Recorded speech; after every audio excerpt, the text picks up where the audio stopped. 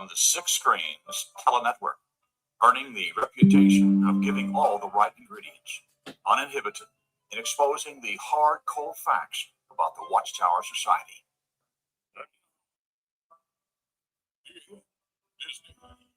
Well, how refreshing it is to see all of my good friends coming into our network tonight.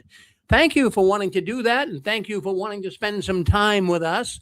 Well, my name's Rick Farron. I am here at the control panel of the Six Screens of the Watchtower, right up here in Massachusetts. And I'm so glad that we really have so many people that like to come in and visit us every Saturday night. And if you're new here and you're just listening in, I want you to know how this all works. Well, what we do here is we expose one of the most dangerous, destructive organizations on the planet.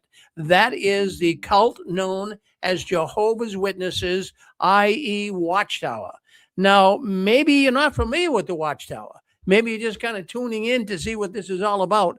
But there's many people that right now are leaving this tyrannical, controlling organization. And they have hurt so many people. And tonight's programs are going to be focusing on a major change that just took place yesterday in the Jehovah's Witness religion. As a matter of fact, it's being reported pretty much around the world in newspapers and even on some television programs. And they're talking about a change in their blood policy. Many Jehovah's Witnesses have died, actually died by refusing a blood transfusion. And now the Watchtower seems to be bending the rules a little bit, opening the gateway so people will be able to take one. But they're going very slow with it. They have to. I mean, because they really could get themselves in a lot of legal trouble. So we have Anne Marie. She's a former Jehovah's Witness. She's coming in from California. And Anne Marie, I believe you're there with us. Absolutely. Well, thank you, Anne Marie. You're right on the ball. Now, obviously, well, I mean, this is one of these events we all remember. I remember where I was when President Kennedy was shot. I remember where I was when the Twin Towers got hit by the airplanes. And I'll always remember where I was when I heard about this news about blood, Anne Marie. How about you? I was in the shower going, what? Well, I was listening to Garrett Lowe's act like, oh, gee, we need to clarify when it was a Watchtower strict law. Like we were stupid and didn't understand, and now the governing body feels the need to clarify their position because we were just too stupid to get it the first few times. Well, I'll tell you, these guys, they do not do anything on the wing. It's all carefully thought out, Anne Marie. And I got the news. It was 2:00 in the morning.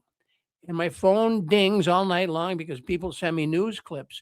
And a nice lady from Canada says, Rick, have you heard about the big change? I couldn't believe it. I couldn't get back to sleep. I woke up and I started digging into this. I'm saying, you have got to be kidding me. I thought this would be one of the last things, Anne Marie, the Watchtower would touch. I figured, they'd allow for a lot more changes before they start playing around with their blood policy. Really, I thought that would be years down the road, maybe a couple of years. But to bring it out now, this is amazing.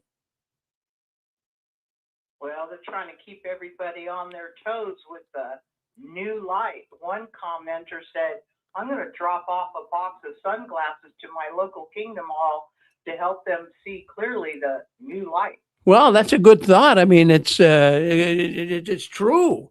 It's true. I mean, how much new light can you take? Now, I know you have a lot to say about it, and I'll be talking about it as well on JW World News tonight. We have a pretty good, in fact, a man that came up to our Still Alive in 2025 convention. I don't know if you remember him, Anne Marie. His name was John Vinney, and he was from the United Kingdom. And he was a big official on the liaison hospital committee on, coaxing the witnesses on not to take blood transfusions. So he's going to come on tonight, and he's going to give his thoughts on it, my news program. So that'll be really fascinating as well. So I guess both of our programs tonight will focus on blood, and I'm sure we're going to have a lot of people. In fact, I've been getting emails from people saying, Rick, I'll be listening in. I want to hear what ex-Jehovah's Witnesses is saying about this. So, Anne Marie, you take the program away. I'm here if you need me. Well, thank you so much, my brother. I'm looking forward to tonight's show as well. I'm sure everybody is like, what are they going to say? What are they going to say? I want to welcome everyone in, as always, to Six Screen Saturday. Today is March 21st, 2026. This show is touched by the tentacles of the Watchtower.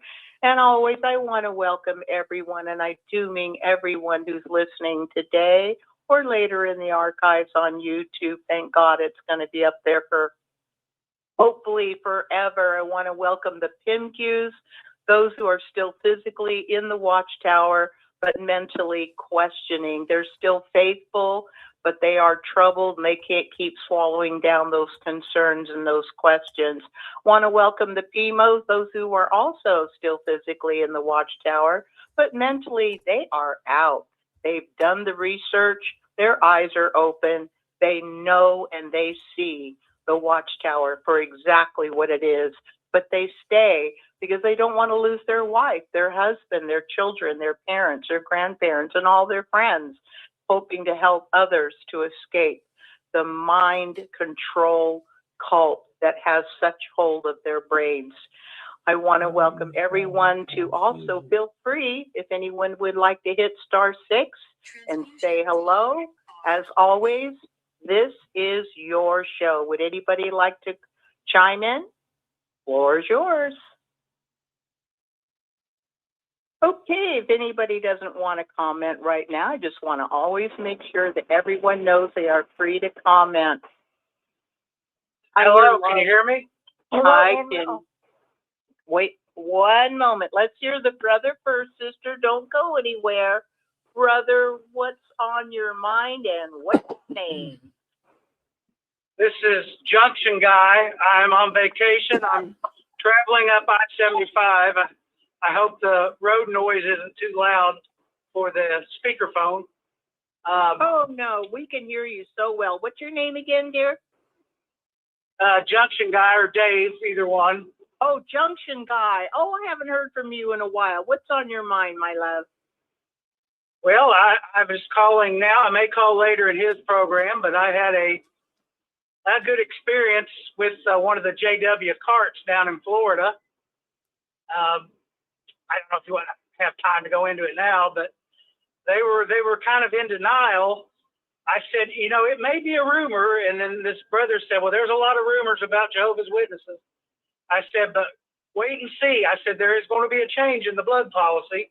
I already knew this because it was leaked on the internet.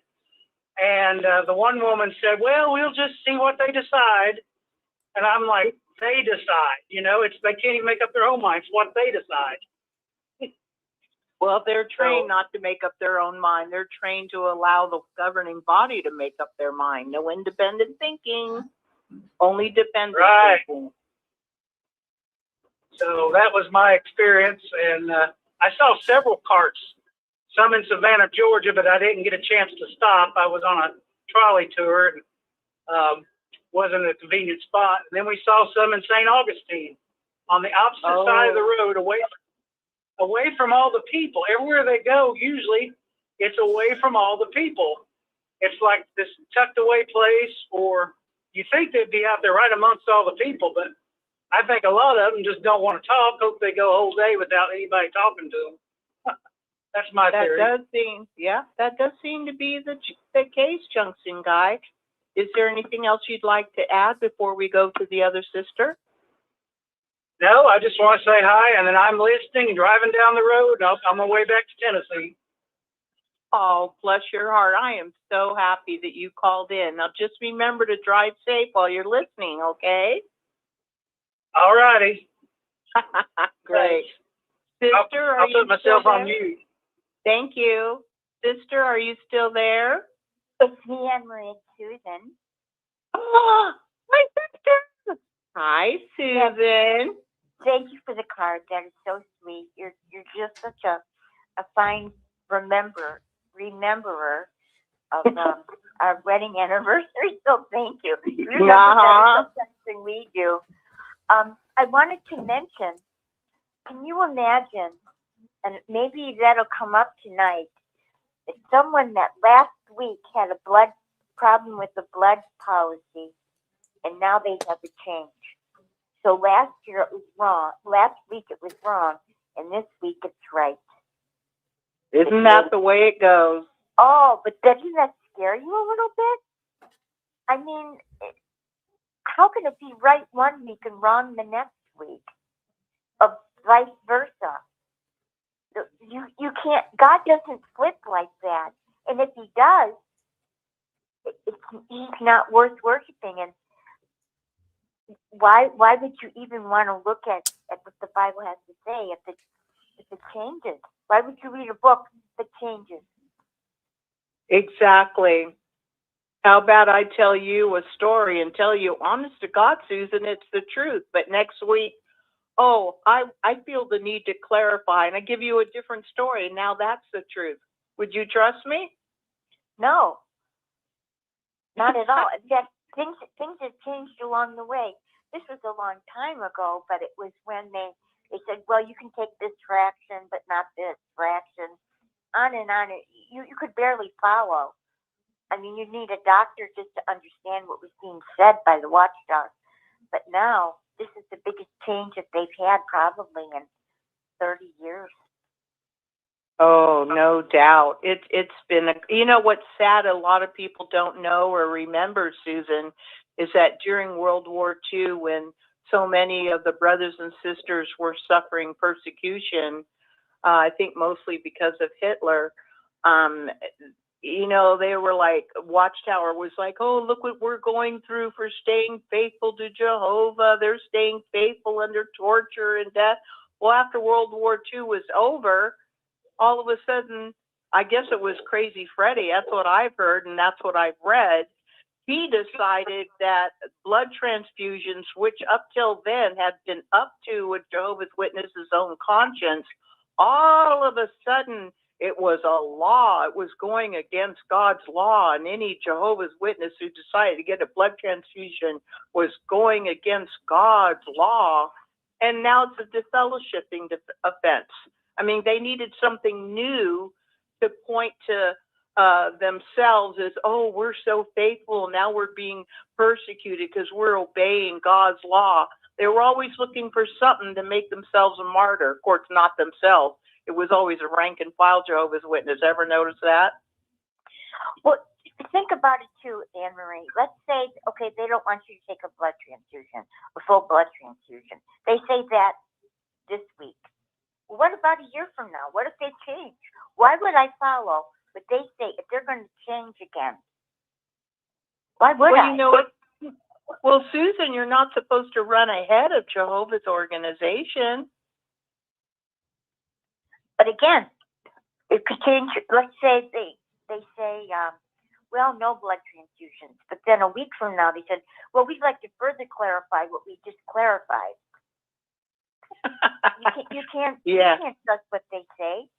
And sure, if the light gets brighter and brighter, well, I don't want to wait while the light gets brighter while my child is sitting there dying because they need a blood transfusion. It's so disgusting. It's so disgusting. Was there anything that you would like to add to that, Susan? And that is, you always bring out the best stuff. I love your take on things.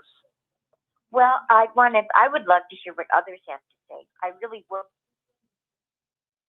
Oh, great. Would anybody else like to comment? I would like to read over my notes when I have time.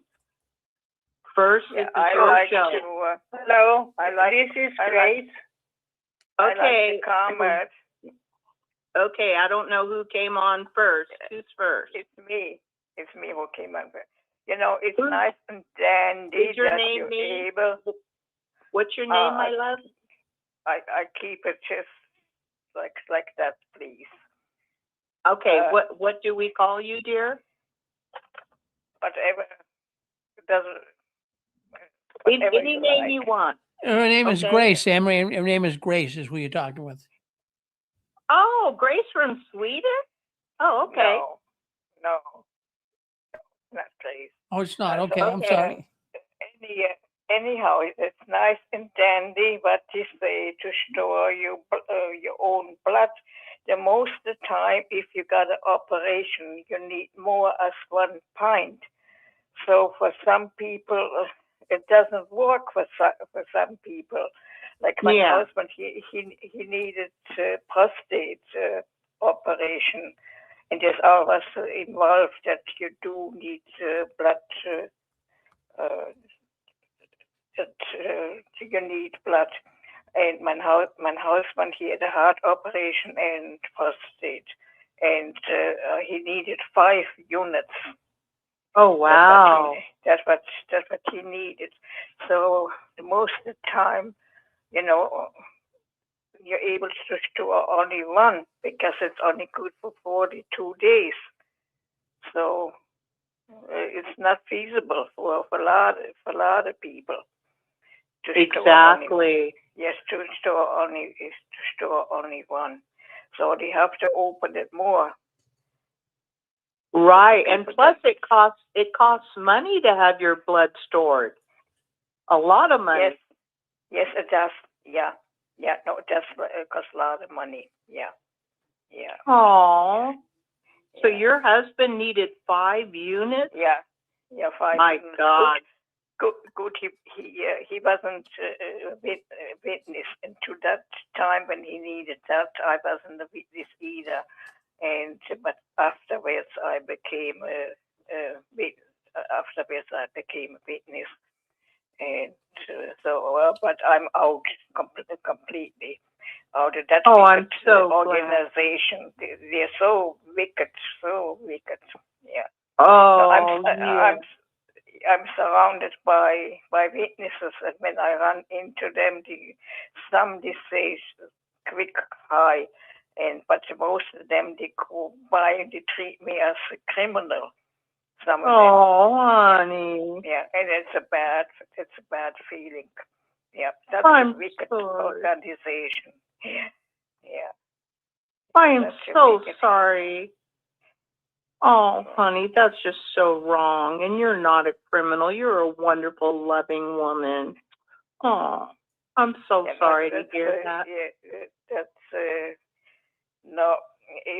If I would be still a Jehovah Witness, I would talk to them. Yeah, and I wrote a letter. I don't like to be recognized as a Jehovah Witness anymore. So yeah, they disfellowship me because of that. Yeah. I hear you on that one, hon, because you can't keep your mouth shut when you know the truth and you see people that are still so ignorant and so arrogant in their ignorance. Yeah. It's a horrible organization. I don't like to belong in such a horrible organization. But Right. it's my own fault. I became a Jehovah Witness. My family warned me about it, but I did not listen to them. I should have listened to them. So, but I'm out now and I'm happy. You see, when you're Catholic or Protestant and you write a letter, you don't like to be a member anymore. They don't disfellowship you. They talk to you. Yeah. And that is so true. Yeah, it's the only one Jehovah Witness. Yeah, when you don't like to be a Jehovah Witness, disown you. Yeah, they're pretty brutal and unforgiving. Yeah, but with the blood issue, they have to do something different. They have to be able to accept it from other people. Because most of the time, if you need operation, you need more transfusion of one. Yes, ma'am. Yes, ma'am. Is there anything you'd like to add before we go to Grace? No. Thank you, and I enjoy your program. You're doing a marvelous job. keep it up, and yeah, so I'm gonna listen and have a nice evening. And I'm listening next show later on too. Oh, I'm so glad you're listening in, and thank you so much for calling in. And I didn't catch what you wanted me to call you, but it sounded like nice and dandy. So how about I call you nice and dandy? That sounds cute. For Okay. you, it's the first time that I called in your show. Oh, thank you. Well, I like to acknowledge all my callers. Thank you.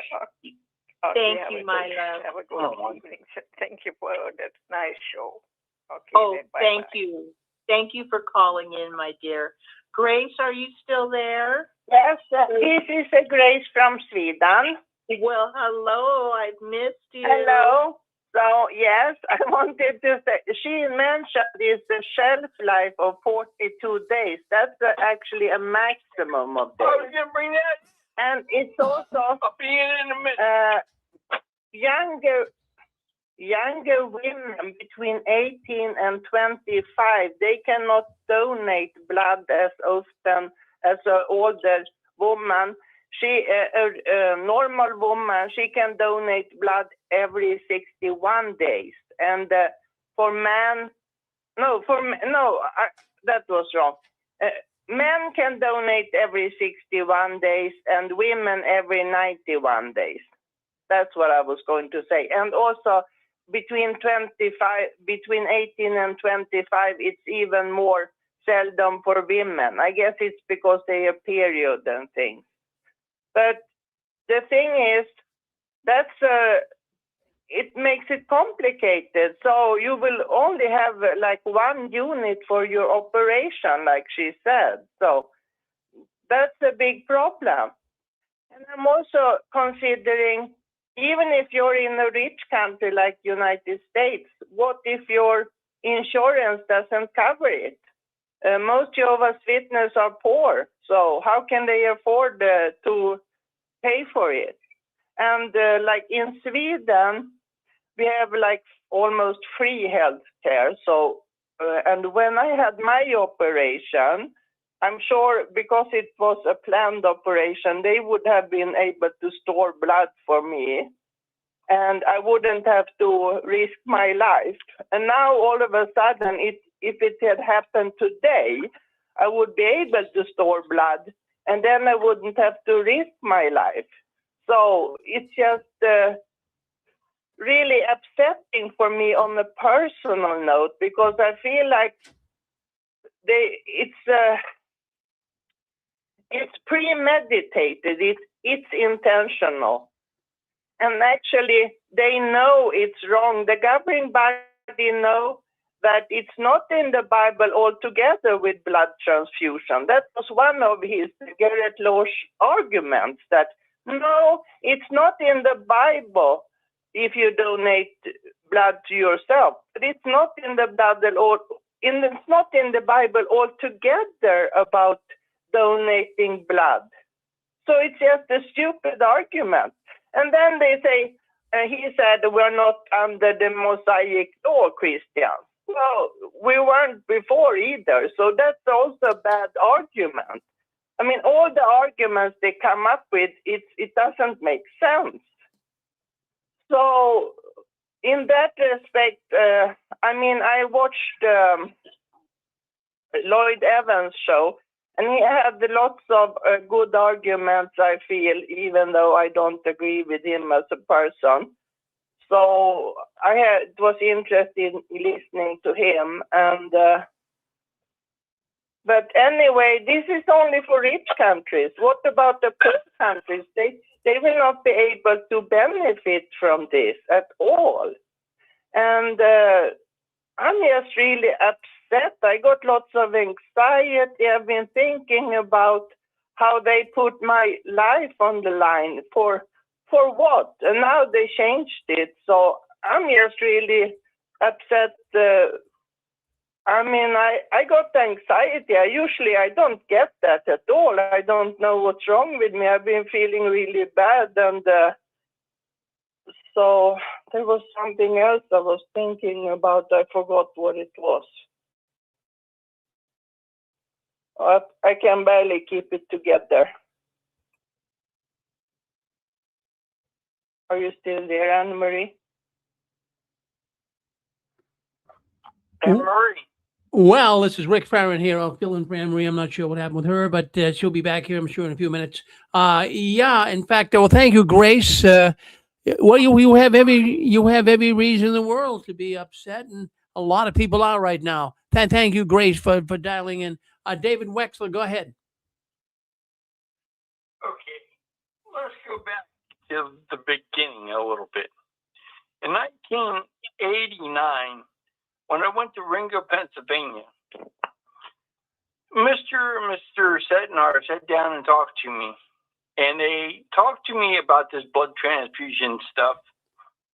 And then they give me the Witness of Jehovah video. And then I watched it. I did not know what to think or do at that time.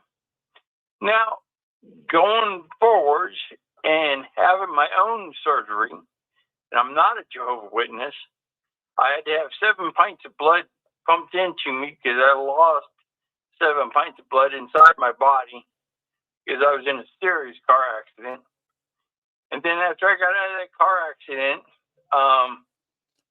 people wouldn't touch me, shake my hand, or anything.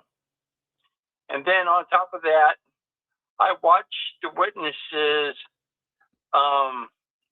tell me that I was unholy to touch or be around.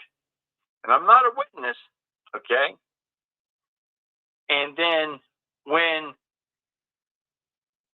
all that videotape and everything came out and got put into the public libraries like I did, I put it in 30 different libraries in the state of Virginia.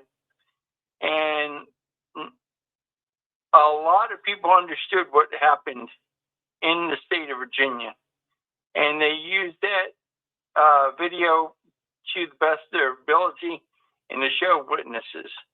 Now I see that all the things my wife had to go through and all the worry I had to go through when she had her own problems and she couldn't have blood if she had to have an operation.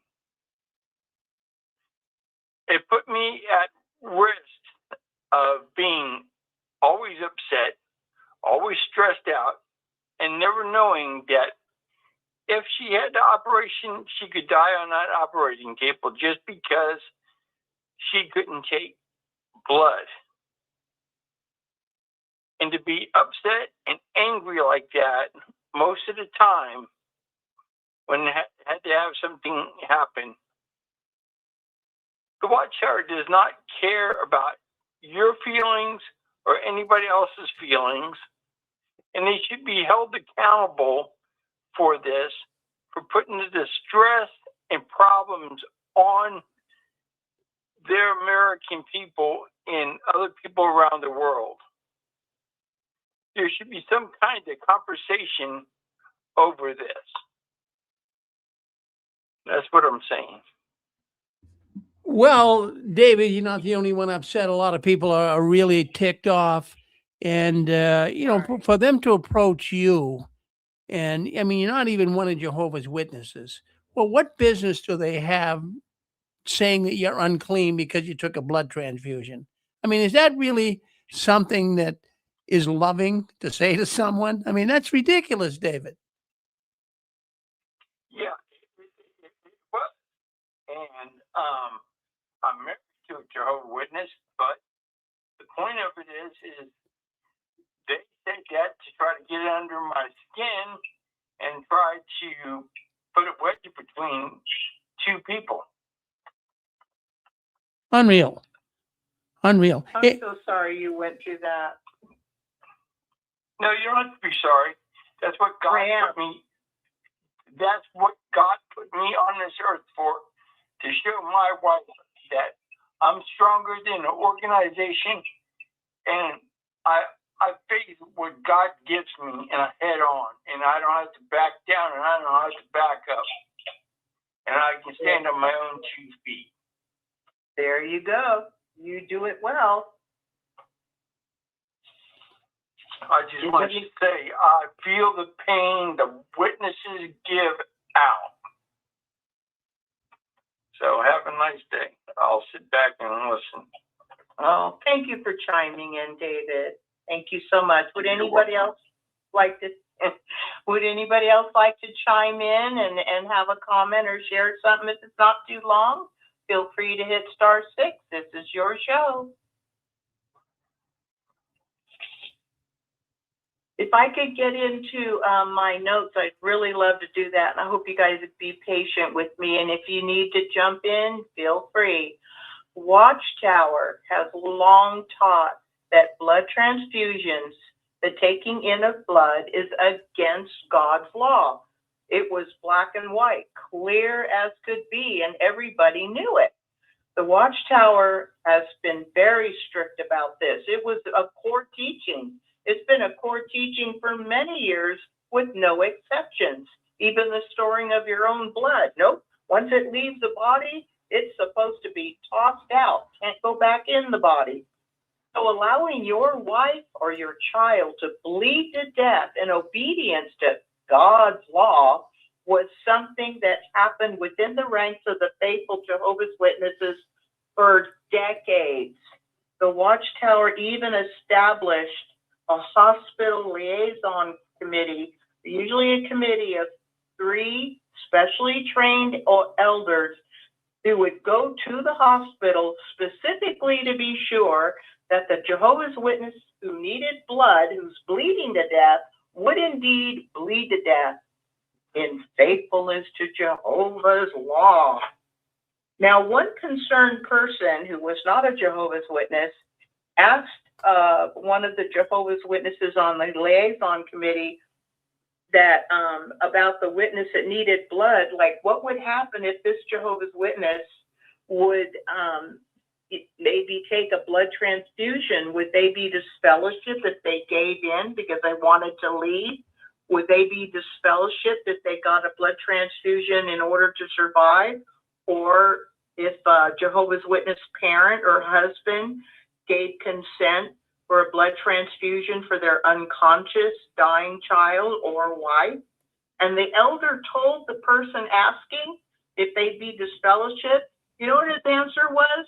Well, we wouldn't disfellowship the Jehovah's Witness who took blood, or the parent or spouse who agreed to a blood transfusion. They would be disfellowshipping themselves. That elder said that. They would be disfellowshipping themselves. Isn't it smooth how the governing body is so smooth about putting all the responsibility for obeying what is essentially Watchtower law? It puts all the responsibility on the Jehovah's Witness. Well, we did disfellowship that they disfellowship themselves.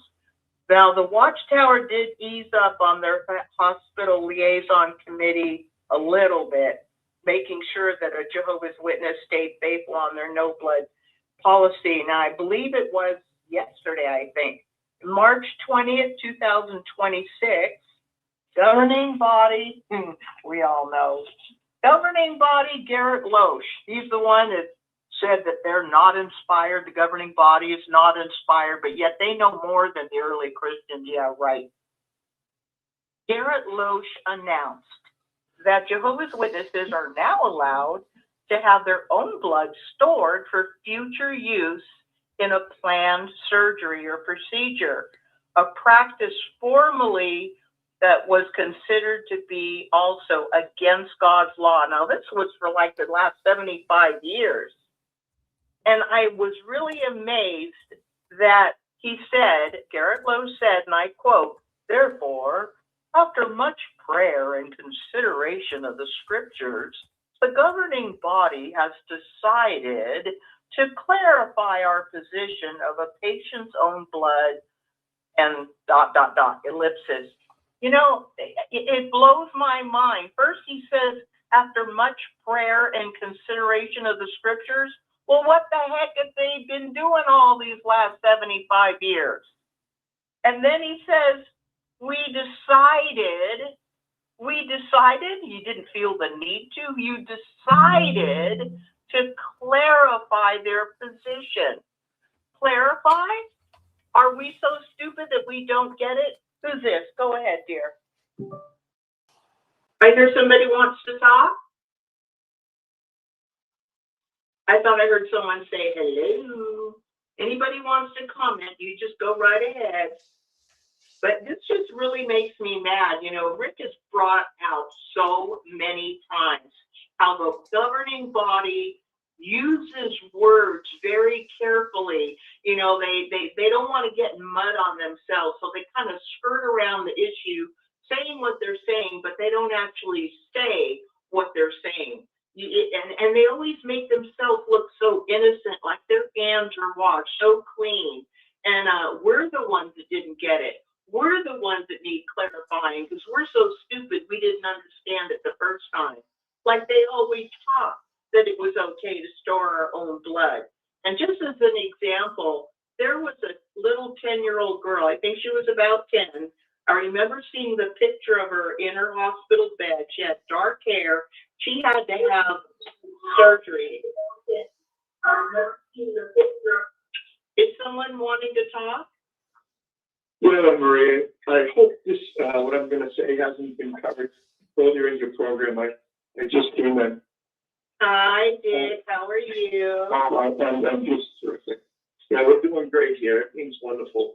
You know, it's on the blood card that all of us witnesses carried at one time, that we would not take blood and nor would we allow ourselves to have our blood stored. I think stored blood is only good for 6 or 7 weeks, really. So, but it would be immensely popular right now to Jehovah's Witnesses if they were having like open heart surgery or a complicated pregnancy, something like that. It would be a really good idea to store a couple of pints of blood. But what Jared, what's his name? Who's it? No. Loach. Garrett Loach. Garrett Loach, that's what I'm looking for. Yeah. What he does, what he's saying, what a fraud. He's saying, we just want to clarify things. No, he's not clarifying anything. They're doing a complete reversal and doctrine, and they just hoping you're not smart enough to pick up on it. Thank you, Anne-Marie. Oh, Dick, isn't that the truth? Right on the money. Yeah, who's this? Hi, this is Stephen. I just wanted to say hi to you, and I also wanted to say hi to Dick before he got off, and his wife. Anne-Marie, you know, me and you, we see eye to eye on so many things. I'm mad as hell, and I know you are too. And maybe we should leave, but I am so damn upset. I just can't even. I really can't even put it into words. I could spend hours on this topic. There was a sister that I had met because the one gentleman I told you about that was disfellowship for 18 years. Oh, I thought they were kind of dating, and he used to bring her over to my house. And this is not that long ago. This is right before I woke up. And she decided to go in and have a breast reduction surgery.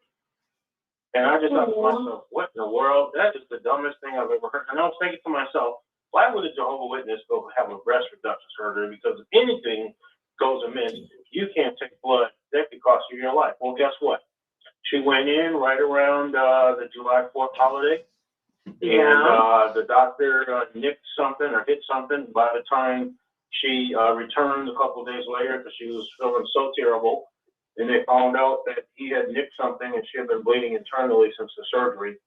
And basically she bled out and died in the doctor's office. And she left behind her aged parents, who are Jehovah's Witnesses, 2 or 3 siblings, all Jehovah's Witnesses, married with kids, a host of nieces and nephews. She herself had 3 kids, they're all grown. And one of them was just about to get married. I think one that's already married was just about to have a child. So the point I'm making, she left behind all of this, all over this stupid blood policy. And I was mad at him. In fact, that kind of ended our friendship because she only got that stupid surgery because of him. And he didn't really care for her romantically in the first place. I'm like, so you cost this girl her life, you and this stupid effing religion.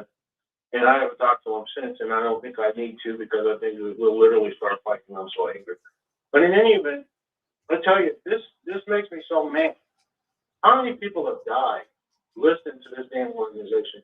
And you know, it doesn't even bother me what the governing body do, because I think they're all a bunch of idiots, and anybody that's on this program thinks that they're idiots.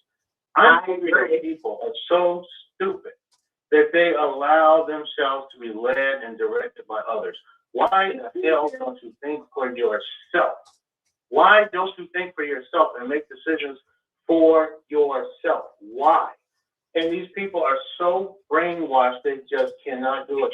And I'll just say two things quickly. I have two daughters. They're 19, 20, 21, somewhere up in that area.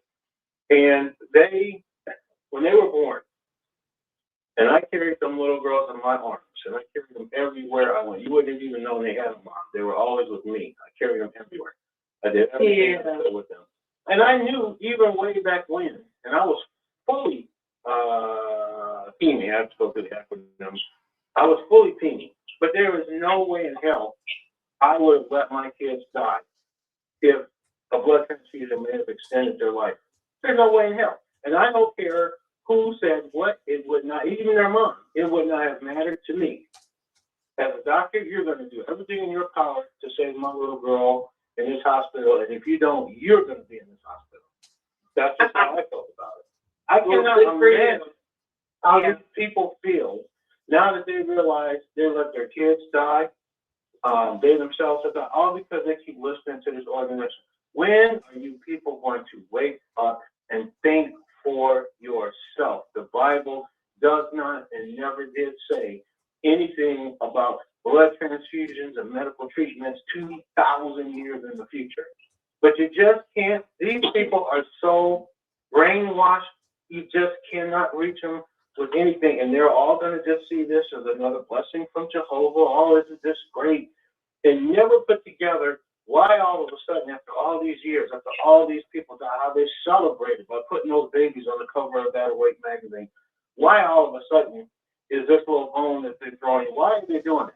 Why are they doing it at all? And why now? But they'll never see it. They'll never get it. Thanks, Anne-Marie. That is so well put. Yourself. Thank you. Hi. Who's this? How you doing? No problem. Thank you. I'm sorry. Who's talking? He's on the same page I am. I bet he is. Me and him need to talk.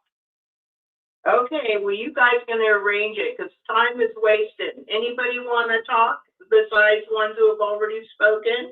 Want to give everybody a chance, and thank you for that chiming in, David. Hi, who's this? It's Pixie.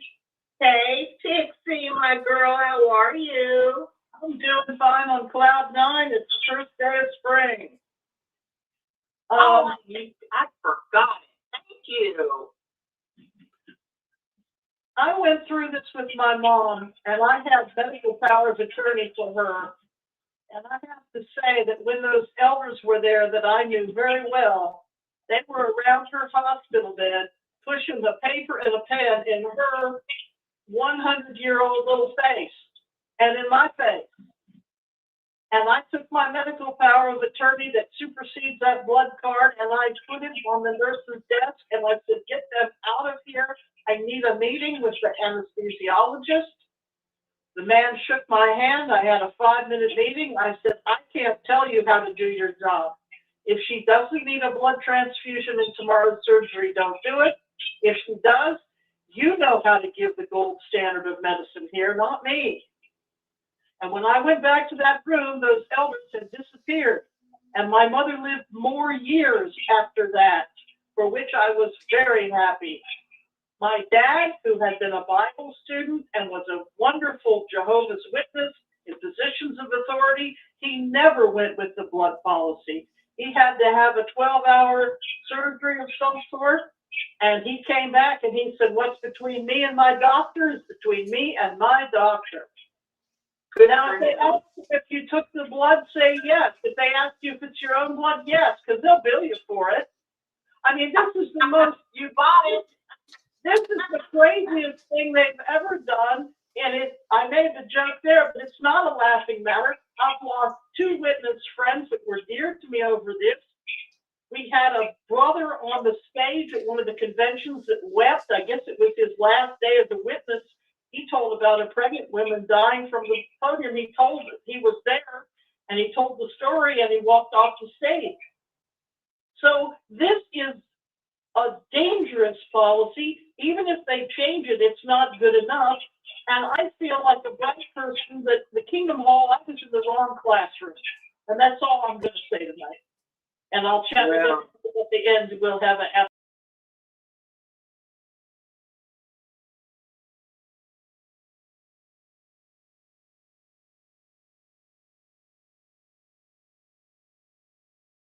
And, the temerity to stand up to those who's and did right by your mom, and thank God for your dad.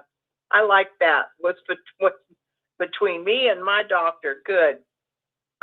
I just wanted to continue with that. I just wanted to add something to what I said. They haven't changed anything in the books. So if you have a Bible study, enjoy life forever, it's not they haven't changed anything. And they haven't even made a little pamphlet. And the blood donation cards that everybody have in their wallet, it isn't changed either. So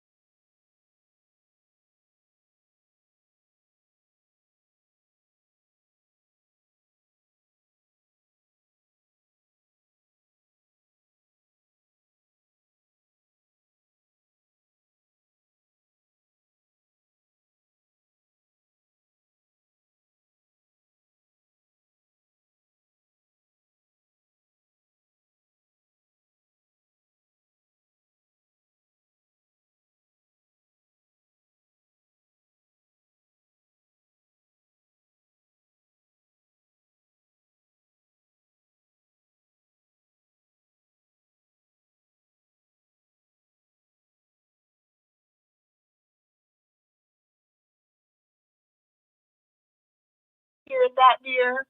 Okay. In fact, I just did. We had the internet go down, but we got it back up now, so we should be all right. Yep.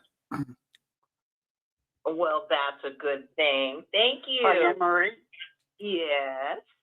Hi, I'm Craig from Florida. Hi, Craig. What's on your mind? 15 minutes ago, I was talking to the court witnesses in Florida, and I approached them. I said, hey, did you hear about the big change in your religion? They go, yeah.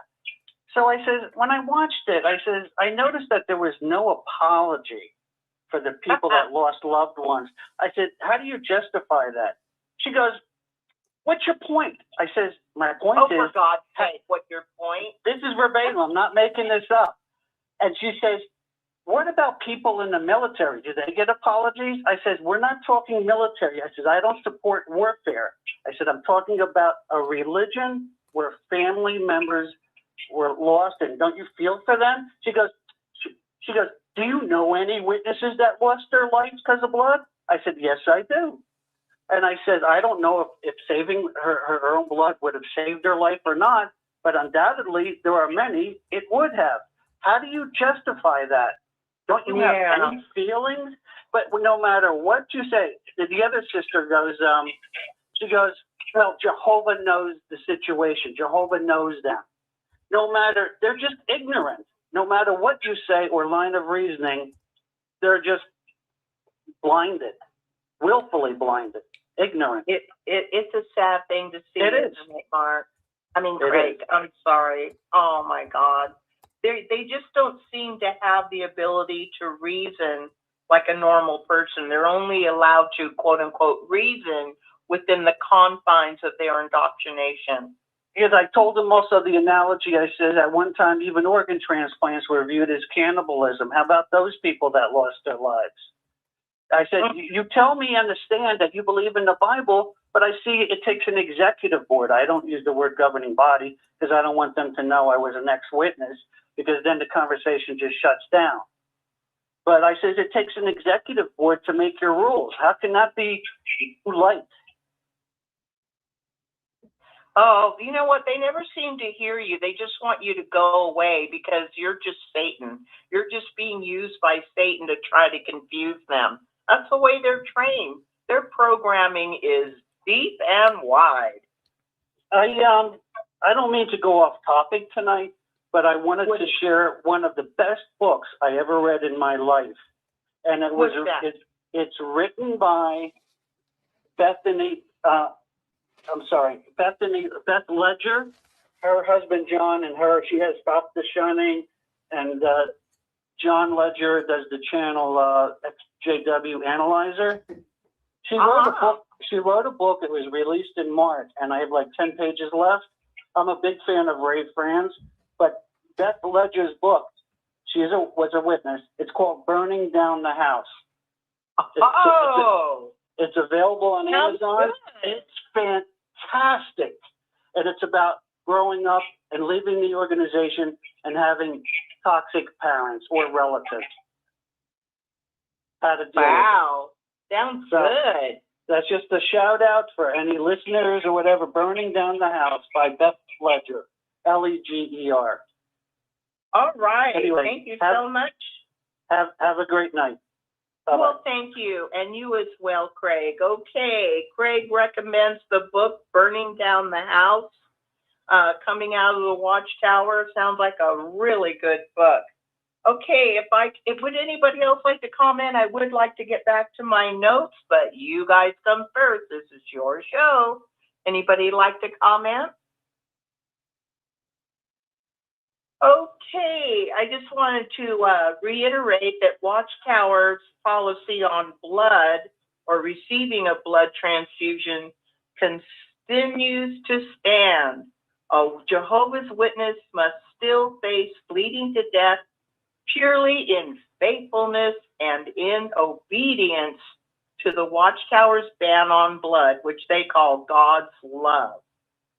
Any blood transfusion in an emergency, which is usually a case when a Jehovah's Witness desperately needs blood, is not going to be helped by their new, what do they call it, clarification on how they now allow a witness to store their blood.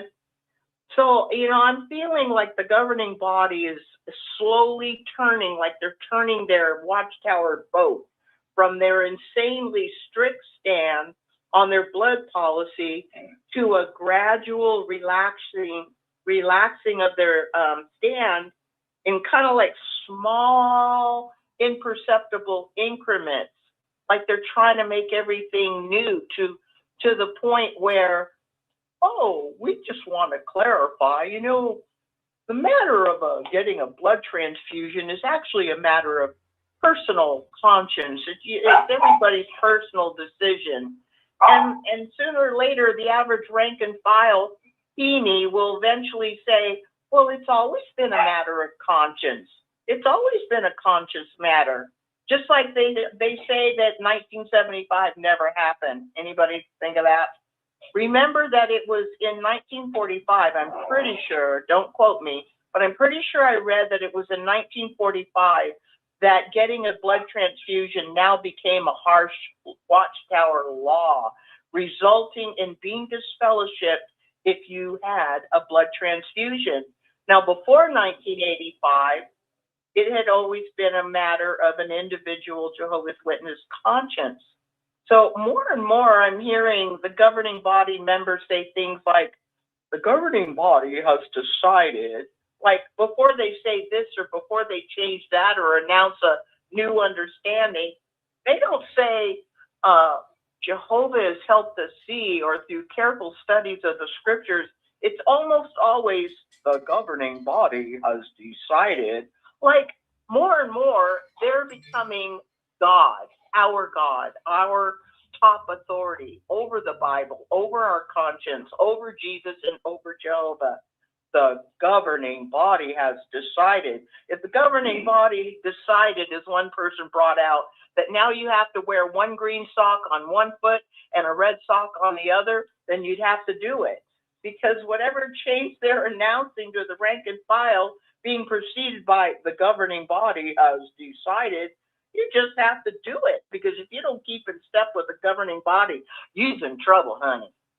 Why can't Jehovah's Witnesses just use their own conscience? It's like Pixie brought out the scripture at the bottom of the no blood card. God, I can't wait for Pixie to tell us what that scripture is, because it's exactly what she said. That scripture has nothing to do with any kind of law on blood according to God, and it has nothing to do with helping you to stay strong to obey it. It basically says in the last sentence, you're an idiot if you obey that stupid Watchtower law. Okay, I went through my notes.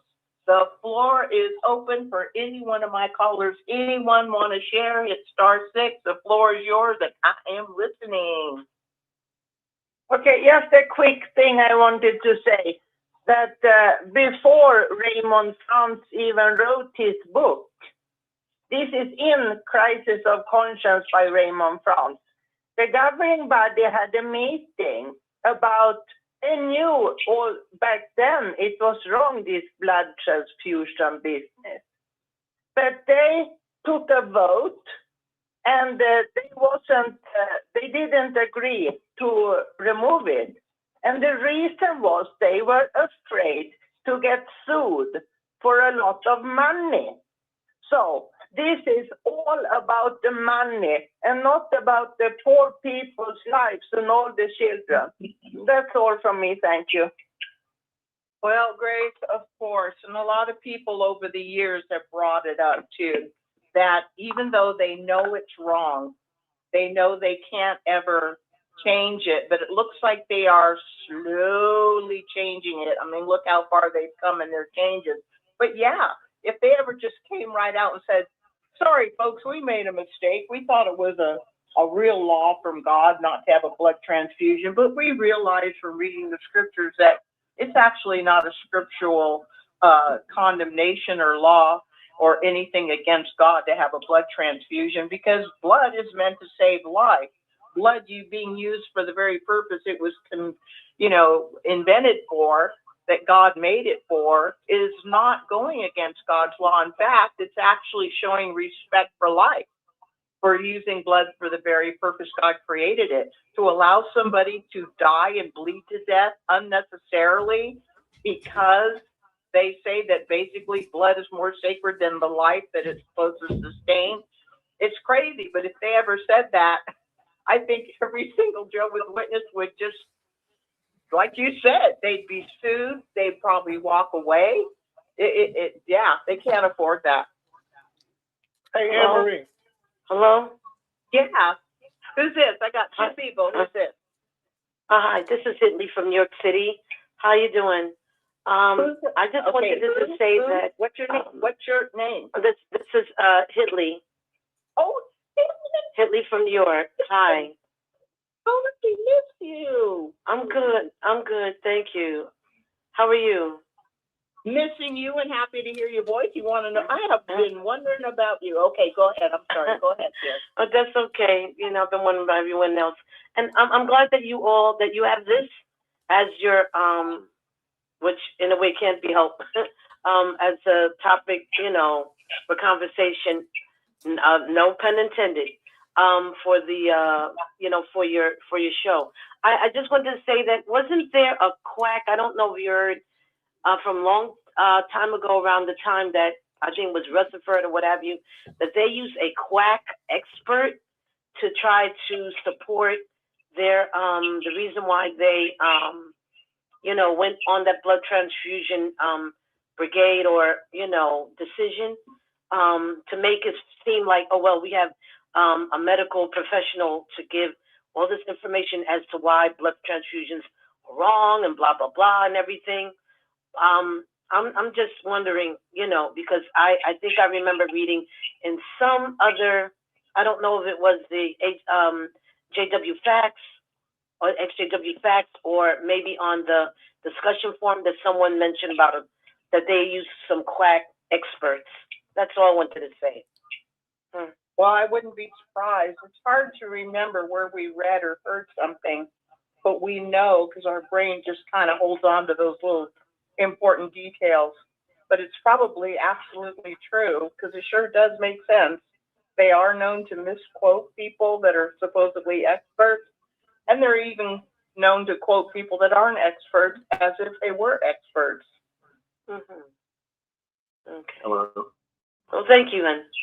Well, thank you, Hidley, and please don't be a stranger. Hi there. Hi, what's your name? My name's Alex. I'm sorry? My name is Alex from LA. Alex, how are you? Well, I'm doing well. First time I ever call. Well, Alex, welcome to the Six Screens family. You have the floor. What's on your mind? Well, thank you. Well, there's so many things on my mind. I don't even know where to begin, but I just got to say it's disgusting the way they present things. All my life, from childhood, I started believing wholeheartedly that the truth was amongst this man. They were God-given man to humanity, if you will. To come and find out later on in life that it's all a bunch of lies. And this is about the blood. If people don't really wake up to this, I don't know what will. I don't know what will make them change their minds. I left about 10 years ago. I lost my family due to that. No longer my kids don't ever speak to me again. Oh, no. But it is what it is. But I'm not going to subjugate myself to simple stupidity made up by man. They just shoot from the hip. They absolutely have no scholars amongst themselves. They themselves don't know what the heck they're talking about because they're actually ruled by, I don't mean this in a disrespectful way, but they're ruled by actual Jews that own the Watchtower Society. And they're just basically a face to put out there so that millions and millions of people come and put their $9 per person per capita every time we have those conventions. So I used to go to those conventions. It's horrible. But I'm glad little by little things are coming out, and hopefully this thing will be dissolved soon. That's all I have to say. Well, Alex, we really appreciate your calling in and giving us your take and your experience. It's sad because when we were all really faithful believers in what we were told was God's organization, the truth, and to find out later that we had been lied to, that our faith and our desire to serve God had been betrayed and used and abused and manipulated to basically slave for this organization. It's worse than being hit in the gut. And then they punish you for waking up to the truth about the truth. And you've lost your children. I'm so sorry. Yeah, I mean, imagine I came into their realm, if you will, because I'm not going to call it the truth because it's not. When I was 19 years of age, I wanted to be a neurosurgeon. I had a scholarship to go to UCLA, and I left that behind just to be a regular pioneer. Oh, honey. Oh, honey. Yeah. I'm sorry. Can you imagine? I mean, it's just horrible. I mean, I remember a case about 7 years ago in the LA area. I'm not going to say the city itself, but it was beautiful sisters, twins. One of them had leukemia. And I remember her words. I said, why don't you seek alternative remedies to your problem? And she says, no, because if I touch the blood issue, I'm going to be disloyal to Jehovah. Can you imagine what the surviving sister might be thinking right now? Oh, I can't. It's horrendous. And I can go on and on for days with all the stories that I know of people that have suffered. And the worst part of it all is when we make mistakes, it's human to err, but we must apologize. Where's this nonchalant attitude of I'm not going to apologize because it's not needed? Even God himself apologizes. Who are these people not to do so? So they're wicked people. Great point. That's exactly what they are. So if he himself, the Almighty God, is humble enough to say, I'm sorry, who are these guys who have that holier than thou attitude? Good point, my brother. Oh my goodness. There are so many stories, and it's so sad that, like you said, the governing body never says we were wrong. We're sorry.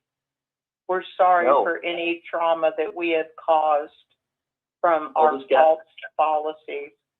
Exactly. All this gaslighting going on. Instead of saying, we were wrong. Oh, no, we have new light. What do you mean you have new light? What happened to the old light? So this light is brighter. This light is going to light up the room better. No. If it's right, it's right. If it's wrong, it's wrong. Just admit it.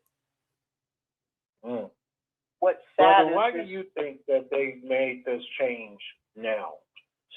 What is this? March of 2020. People have been dying from this blood policy for forever. Why all of a sudden, and what seems to all of us to be in such haste, do you think they made this reversal? Well, do you want my opinion? Yes, sir. Well, basically, I've been following through about what's going on in all these cases in Europe, where they're about to lose their religious, quote unquote, freedom, or the freedom to practice their ways. They are going to lose millions of dollars, and because of that, it's all political. And because they want to be seen as they are a problematic cult, they come out and say, look, we are not so bad. Look, we're making changes slowly but surely. We're making all these changes so that we can be looked upon as if we were a real religion when they're not. But the only reason, and if you look at from any angle you can look from, the only reason why they're doing it is because they want to maintain their rights to practice their religion their religion as they do now in certain countries of Europe. I'm not going to mention them, but I think the audience knows which countries I'm speaking of. Sure. I think you're right. Because when I heard this announcement, I think I listened to Lloyd Evans' video, and he was the first person that I saw that mentioned it. And I asked myself that question about the blood card. If the blood card that these witnesses are carrying right now still has that verbiage about not taking blood, even if it's removed and pumped back into your own body, that means that they made this decision even before updating those blood cards and handing that out. And that really shows that they were under the gun to get this out there, because you would think if they had half a brain, just half a brain, then they would have updated the blood card first and then made the announcement and then handed out the updated blood card. Because how would you say that this is a clarification when the blood card that you have right in your purse or wallet says you can't accept blood even if it's your own blood, essentially pumped back into your body? And so that just made me wonder the timing. Why all of a sudden in such haste would you go out and make this reversal? It's not a correction. This is a full 180-degree reversal. Why the timing? Why now? And that's exactly what it is. It's exactly what it is. It's a reversal. It's not clarification as he puts it out there, Loesch. No, it's not a clarification. No, it's a reversal. Why? Because it's a political, because the politics involved, they are coming down, the hammer is coming down hard on them. So they want to seem in the eyes of political parties as if they're not as dangerous as they seem to be. And it's just so sad to see that they care more about money and more about profit than they do about their own organization, the members. Because, as I said, people have been dying for forever. They've known about how horrendous this policy is since forever. And they could care less. Never made a change. But now, all of a sudden, their money is threatened. Now, all of a sudden, they can change. So they're just like every other worldly organization, what we would call worldly organization, that puts profit over people. And that's the part that's just so hurtful. Allow me to make a little point in which you stated. This is profitable because it's a business disguised as a religion. Correct. The moment that people realize that fact, that's when your eyes get opened. Mm-hmm. Until people don't realize that this is a corporate America business, making business as a religion, people will not open their eyes. I agree. It's just so sad. As sad as it is, just like Anne-Marie just said, yeah, and you just said, there's no way that we should read. They used to talk about I think it was called permafrost all the time. Mm-hmm. You talk to people, you can't get through to them. It's really the witnesses that are encased in permafrost. It's just nothing you say to them. Yeah. Makes any have difference. You guys? My ex-wife. Have you ever seen the movie The Village? I don't believe so. If anybody's ever seen the movie The Village, I recommend it. Watch it. And then you're going to say, oh my goodness, this is exactly like the organization of Jehovah's Witnesses works. It's based on fear. In this world, there are two emotions that we humans respond to. One is love, the other one's fear. Mm. Got it. So if you watch that movie, go ahead. Brother, I'm going to go back on hold. I really enjoyed your point, and please call in the future. Will do. Thank you so much. Thank you for calling in. What scares me the most, again, is the way Garrett Loesch said that the governing body has decided to clarify their position, as it, that sends a subliminal message that they've always had this position, but Jehovah's Witnesses were just ignorantly thinking that they weren't allowed to store their own blood. Instead of saying, we changed our mind, or after prayer for consideration, we feel the need to explain that according to the Bible, we don't feel it's wrong or whatever, but to say we feel that we've decided to clarify, like we're done with you guys being so stupid. Again, it's always put on the rank and file the responsibility of the consequences of obeying their quote unquote laws. Their laws, which they say are from God. It's like they blame Jehovah for everything. And then when you suffer from it, well, you shouldn't do this, or you had your own mind, or you could choose that, or it's up to your conscience, or you disfellowship yourself. Or like when we believe the hype about the 1975 Armageddon prophecy from 1966 onward, well, you shouldn't be serving Jehovah according to a certain date. Or, you know, you shouldn't be running your life according to a certain date. Like, it's on you if you were stupid enough to believe it. It's the way they are. They don't take responsibility. They teach. Of course you can. What's your name, love? It's Nicole. Hi, Nicole. What's up? Hi. Okay, so I'm on my way to the hospital now because yesterday, my husband hasn't been well for about 15 days or so. He's been having a lot of stomach pains and he's been throwing up and so on. So I took him to the hospital yesterday. They did a CT scan on him. They did 2 CT scans on him, and they found a malignant mass in his bowels. So a treatment plan is going to be given to him. So I'm on my way there now. But the first thing, my husband, because he's still in, he's me, I guess. The first thing that he says is, oh my God, I need to call the elders. I need to call the elders as soon as possible. But I knew about the pre-release or the with Loesch and what he said about now you can store your own blood and use your own blood. So I said to him, my husband, I said, well, now you can store your blood and you can use your blood,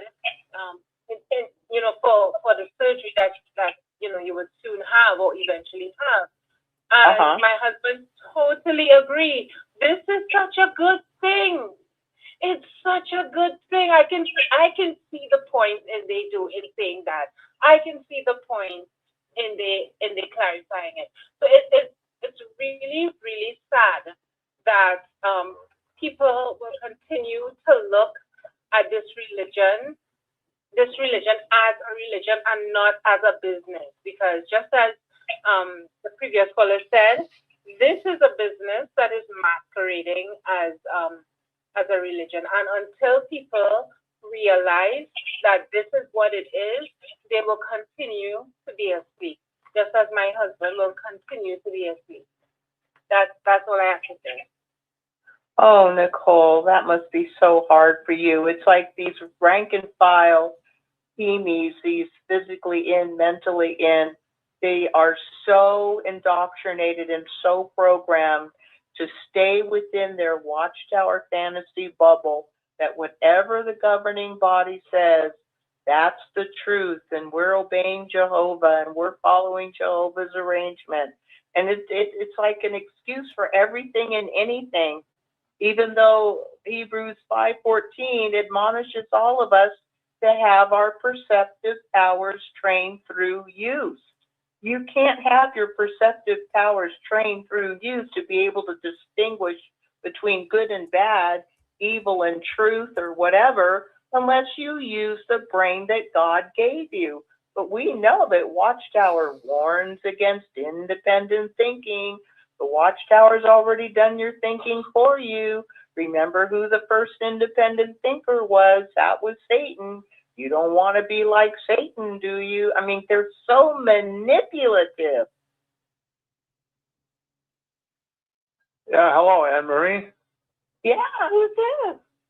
This is Ken from Michigan. How you doing? Oh, Ken, I didn't recognize you. How are you? Well, you really want to know, not very good here with the snowstorm we had over here in this bad weather. So, but it's kind of subsiding right now. But we really got hammered here last weekend here, and it was really something. So, well, I was listening to the program with interest. Glad I got on. Glad that you brought up the one subject about the last scripture on the blood card. Were you looking for Leviticus 17:14? You must not eat blood. No. Pixie, thank you for that. Pixie brought out, I don't know if it was last week or a few days ago, or I was listening to her on a recorded show, but Pixie brought out that the scripture at the bottom of the no blood card that witnesses are supposed to carry, she said it's interesting that scripture that's on the blood card has absolutely nothing to do with obeying, quote unquote, God's law on blood. And she read the scripture to show that it has nothing to do with the blood doctrine. But the very last sentence, or the last part of the last sentence, basically denotes the idea that you're an idiot, a fool, if you obey this no blood doctrine. Well, yeah, I guess you absolutely are if you obey that, because for one thing, it does not say anything about blood transfusions in the Jewish Torah or the Roman Church writings. It does not prohibit having blood transfusions. They didn't even have them back then, not to my knowledge. And that's number one. That's one issue there. It says in there that you can't consume the blood, like the one I just gave you there, but you can't consume the blood. You have to drain that out, but you can eat the flesh, whatever it is. And that's what that brings out. But here's another thing too. They are putting themselves above the law of the land. They're putting themselves above the U.S. Constitution and so forth. And they're putting themselves up above the law of medical expertise. They don't have any business deciding, your medical treatment whatsoever. They've got no business whatsoever. And just think, every case that the state has brought against them on blood transfusions, especially amongst children, the state won and they lost in their refusal, because for one thing, it does not say that. They're just tyrannical and dictatorial and all that, and they're changing the rules. By whose authority that they have to make those rules in the first place? Good point. It wasn't no higher power, no God or anything like that give them that authority. Who is it that may give them that authority in the first place? And who is it that, and why is it that, they've been going around the country so long and around the world and everything like that and getting away with it and so forth? If you and I did something like that, we'd be in jail right now. Yeah, probably. You're so you right. And I went on the hospital and all that, and rant and raved and tried to stop a blood transfusion, and the person died. Guess what? We'd be brought up on charges. We'd probably go to jail. Yeah.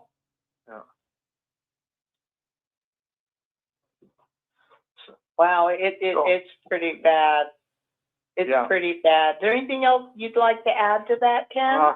No, I will keep listening and so forth, and nice talking to you again. And you have a good, I'm probably going to sign off now. You just have a good evening, and we'll see you around news time. Oh, well, thank you. And I wish you well. Do your best to keep warm. I'm sorry you're going through all that snow and cold. Aw. Hello, anybody? Hi, who's this? Hi, who's this? Constance. Hi, honey, it's Constance. Hi, Anne-Marie. I missed you. Yes, I was just thinking I miss you, and I still don't have your phone number for you or Dick. Okay, honey. Well, we'll take care of that. We will. I hope we so. have a huge storm here, so I hope you can hear me. Can you hear me okay? We've got lightning and thunder and rain. Oh, my. Yeah. No, I hear you. Nice I earlier, hear you. but it just hit. Okay, honey. What I wanted to say is, we're both enjoying your show very much. I just wanted to bring this out to the audience tonight, Anne-Marie. John Ledger, you know, ex-JW Analyzer has, I said to Rich, it has got to be, I mean, his videos, his YouTube channel is incredible. But this video that he did 3 days ago, I think just knocked it out of the park. And it's entitled, Who is Running Watchtower? And I would really recommend everybody to watch it on YouTube, because does he break it down? And because it applies to this topic of the blood issue. At one time, the governing body members used to control everything. And you know, John, he does this research. He does this research like an attorney. I mean, he's really incredible. And he said around the year 2000, things started to change. He said the governing body members, they're involved in the preaching, the teaching, the Bethel service, and the ministry. But then you have these three men, and I'll list them. Philip Lofts, Lofts. You have this other guy, it has to be a Greek name, Vasilios Pappas, P as in Paul, Appas. And then you have another guy named Tobias Browellet, and I'll spell it. It's B like Barbara, Roweleit. And these guys are the heavy hitters when it comes to making the decisions on Watchtower's financial decisions. What am I talking about? I'm talking about the asset management. I'm talking about risk management funds. With regards to the $7 billion that's over there in Ireland, these are the men that are involved in all that, okay? So Watchtower used to be, the governing body members used to be all connected, but now they've divided it. So what is my point in bringing this up? It's very, very interesting because you can really see how it's not really a religion. It's more a corporation, okay? And what's interesting about this, Anne Marie, when it comes to the blood issue, okay, you notice how Garrett Loesch is extremely careful how he words that discussion he had, you know, on jw.org. He's very, very careful legally. And I think personally, these are just my thoughts and my thoughts only. But I think Watchtower makes all these changes. They will, first of all, never say they're sorry because they're full of pride, but they will never apologize. Okay, they're very haughty and arrogant. But the thing is that they cannot apologize, because if they apologize, then there's going to be floods and floods and floods of lawsuits. So I think when you have this Philip Lofts and Vasilios Pappas and Tobias Browellet making these decisions, also they get involved in lawsuits as well. Okay, they're involved in that as well. When all this starts happening with Watchtower, then of course they're talking to the governing body members saying, hey, you know, we got to make some changes. And of course there's consultants outside of JWs who are telling Watchtower, you need to make some changes. There have been so many lawsuits as it is with child sexual abuse. That's why they're making these changes little by little. But anyway, that's what's going on with Watchtower. And my heart goes out to anybody who has been confronted with this issue of life and death, whether you take a blood transfusion or not. And then now Watchtower's just slapped everybody across the face. And all those families that lost a loved one. John's got another video. I haven't seen it yet, but could Watchtower be sued for this change? So, you know, people, you got to watch XJW Analyzer. It's John Ledger, and he's got some great information. It really helps you to see this organization, because they really don't want people to see how they operate, and it's excellent. Did you want to say something, Rich? Okay. Just a further thought, if I could. You know, when Loesch was doing his little video on the air trying to confuse people, the one thing you have to realize, he never used the word blood transfusion.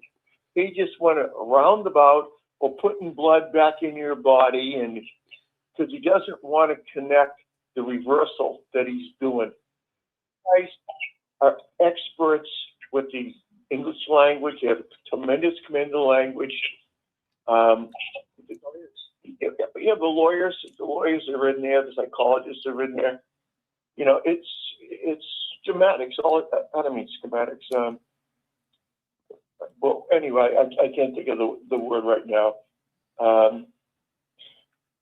But they're just experts at confusing people and covering up stuff. And semantics is the word that I was looking for. You know, they're really good with changing the names of stuff, or changing the meanings, and making like, oh, this is new light. You know, they're reversing their stuff because they're getting sued, and that's the bottom line. And you know, that is Anne-Marie, Go ahead. Yeah. I was going to say, honey, just on top of that thought, I was going to say, you know, it just really shows that they don't really care or even love any of the Jehovah's Witnesses. They really don't. They're in it for the money. They're in it for their own personal growth, for their real estate empire, the risk management, just, you know, to make more money and more money. They can say whatever they want to say. They can say that they're very loving and they have Jehovah's Holy Spirit and blah, blah, blah, blah, blah. But when it comes to their behavior, that's the truth.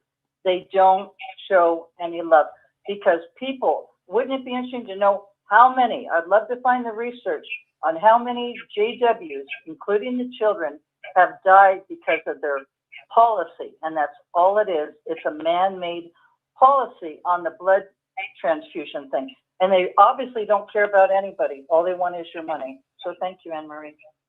Oh, thank you, Constance, and thank you, Dick. And it's such a great point you brought out. Constance, I wanted to clarify about the video that you mentioned for the sake of the archives. Now, is this the name of the video? Who is running the Watchtower?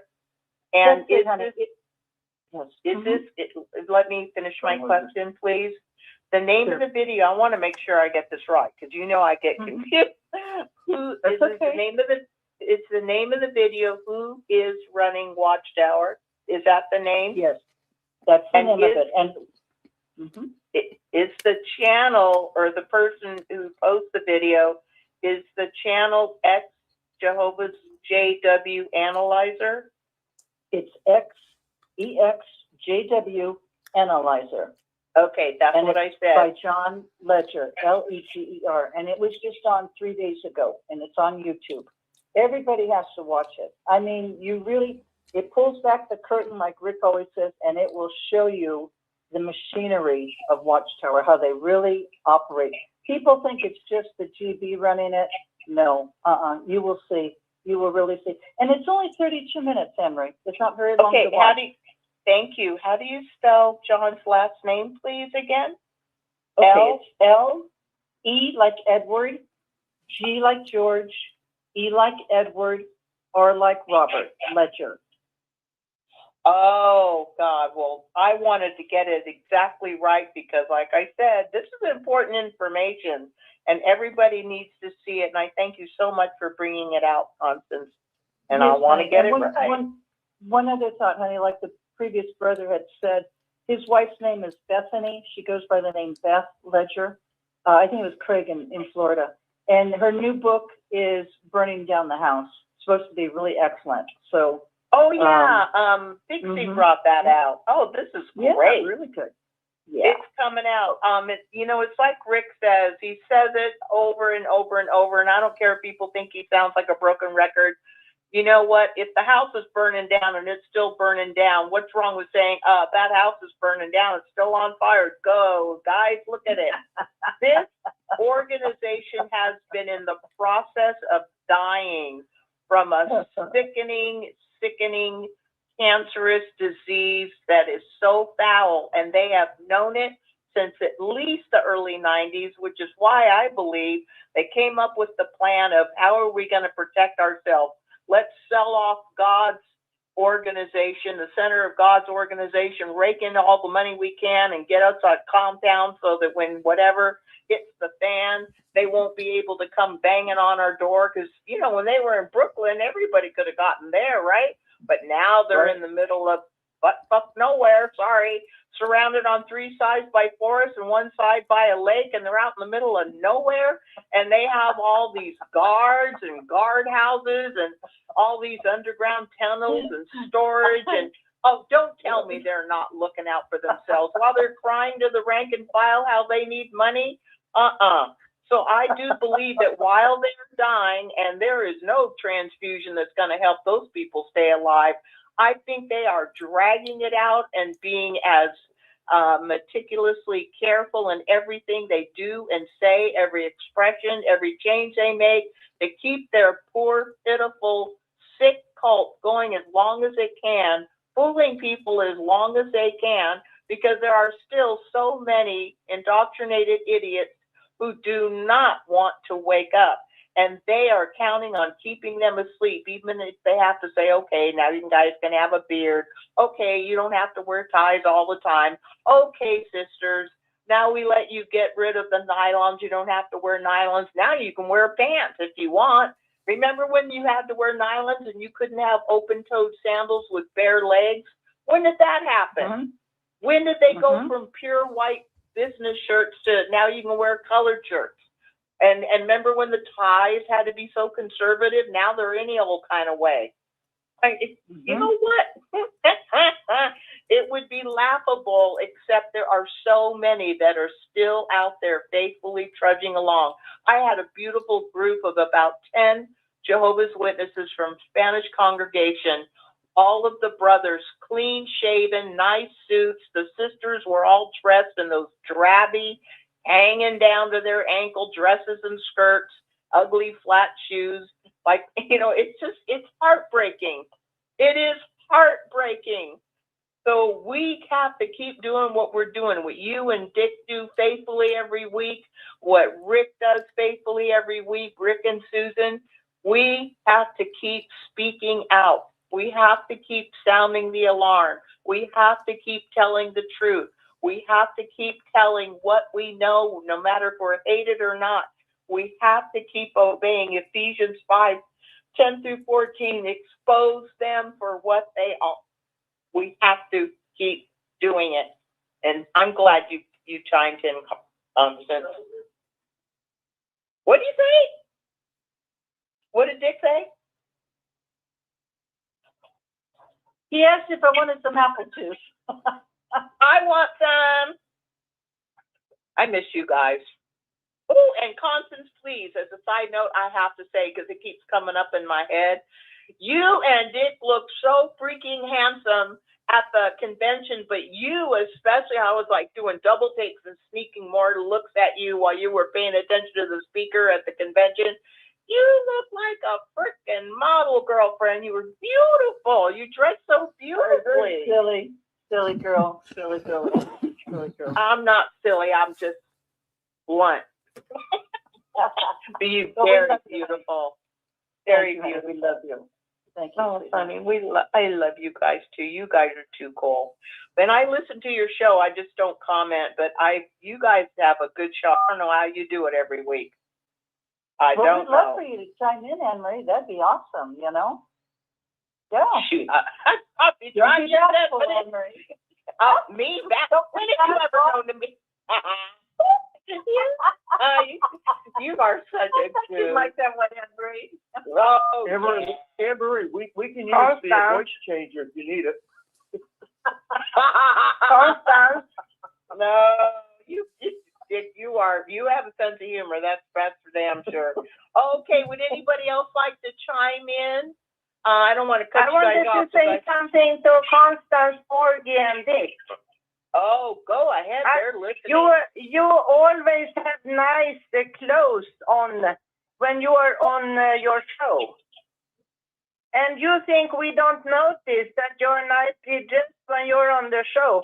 I really appreciate it. And I feel like you're representing the ex-Jehovah's Witness in a very good way with the way you dress. And last time it was exceptional. Oh, thank you, Both honey. she had a nice top on, and he had the full package, costume, tie. It was wonderful. But I wanted to mention something that I think about a lot, and that is, Constance, your eyeshadow, it's dark and very modern. I just love your eyeshadow. It looks very, very elegant and smart on you. And I want to say this dark eyeshadow, keep using it because it looks wonderful. And I'm so proud of you both. Oh, you're so sweet. Honey, if you only knew what it is, a race to get it all before the show at 6 o'clock. I mean, it's down to the wire to get out of the shower, do the hair, put the makeup on, get dressed, calm down, cool down, and get everything all set up on the computer. It's a lot, let me tell you. And Rich just relaxes, and it's like, oh my gosh, be a woman, having to do everything else, the makeup, the hair, and everything else. So thank you. Well, thank you. Thank you. You're so sweet, honey. Thank you, love. Well, I'm glad Grace said it. Grace, thank you so much for piping up, because you know what? I think about it, and I tune in almost every show for Dick and Constance, and I think it in my head, but I never thought to compliment how nice they look, how nice the area that they're filming looks. And they're very professional, very clear. And, you know, you learn a lot from their show. So, Grace, thank you so much for saying it. And don't be laughing, Constance, because everything she said is the truth.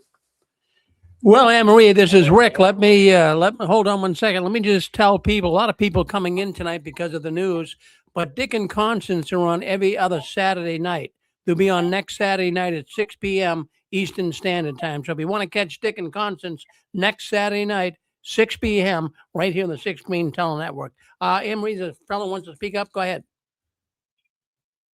Hello, Anne-Marie, Rick. Oh, my God. Is this Kurt? Hey, Anne-Marie. Hi, Kurt. Hello. It's a really good show. I've been listening to it since the beginning tonight. And Dick and Constance, I didn't get a chance last week, but I thought their show was also good, really good last week, and yours is. I wanted to say hello to Pixie and to Grace. I haven't heard Grace in a while. Say hello to you, Anne-Marie. Zachary, I haven't heard Zachary on for a little while. I wanted to comment on real quick on this blood transfusion.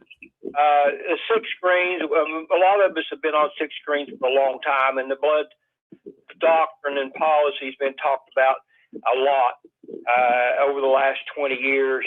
I know back a couple of years ago, I was in on a conversation where we thought that maybe the Watchtower there would be some retraction in the tower policy, and this certainly is what we would call a retraction.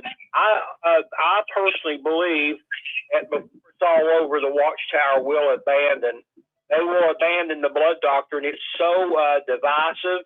The Mormons have some peculiar doctrines, but this blood transfusion doctrine with the Watchtower, in my opinion, is probably, in the Christian world, it's probably the most shocking and divisive doctrine and policy that's out there.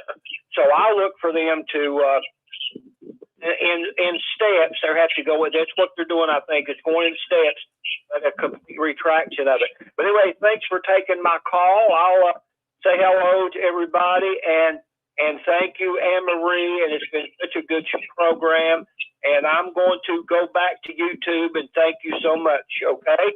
All right. Well, thank you so much for calling in, Kurt. And okay, bye.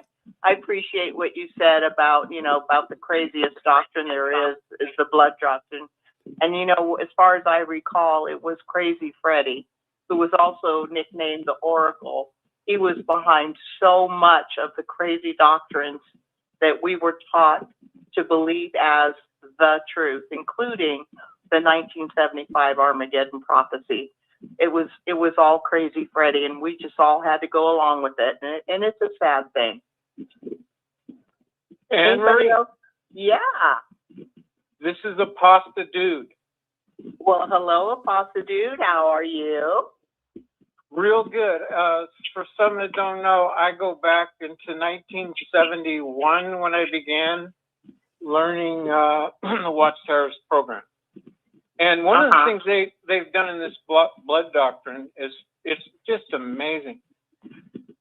The article that he cites, all you have to do is read the rest of the article. And so there's the target, and he's counting on lazy witnesses who first of all have been so programmed.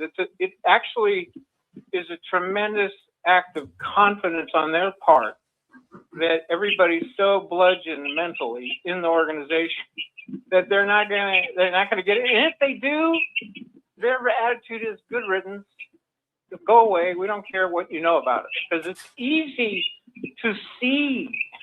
This is like a whole bucket of ice water on you, like they do to the football coaches at the end of the game. I mean, it's like, wake up. What more do you need? And I want to second one other thing too. I want to second Constance and Dick's recommendation on John Ledger, JW Analyzer, XJW Analyzer. Right. That channel. What people need to understand is you go into it. His bullet points are graphs. He puts graphs in front of you.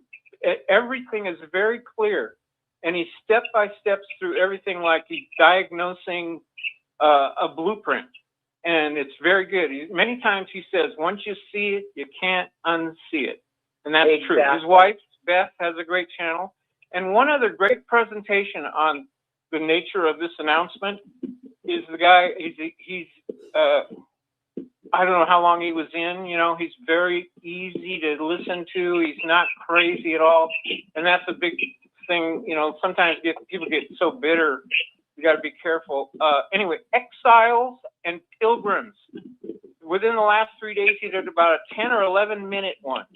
And he cites those key parts of the article that Garrett Loesch referred to, that if you read the whole thing, they clearly say that it is against the Bible to extract and store blood and reintroduce it. They say point blank, it's against God.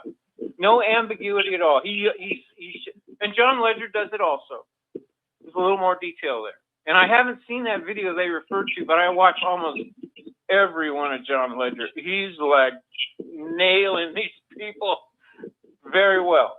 So just some input from a battered old guy out here in the PNW, Pacific Northwest. All right. Well, thank you for pointing out that video, Exiles and Pilgrims. That's his sounds channel. Good. It's another good channel, yeah. Sounds great. Well, at least we aren't afraid to look at all these videos that give us so much information.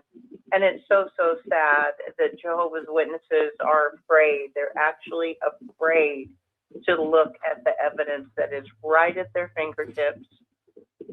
And it's anything, the better channels are anything but foaming at the mouth, possessed,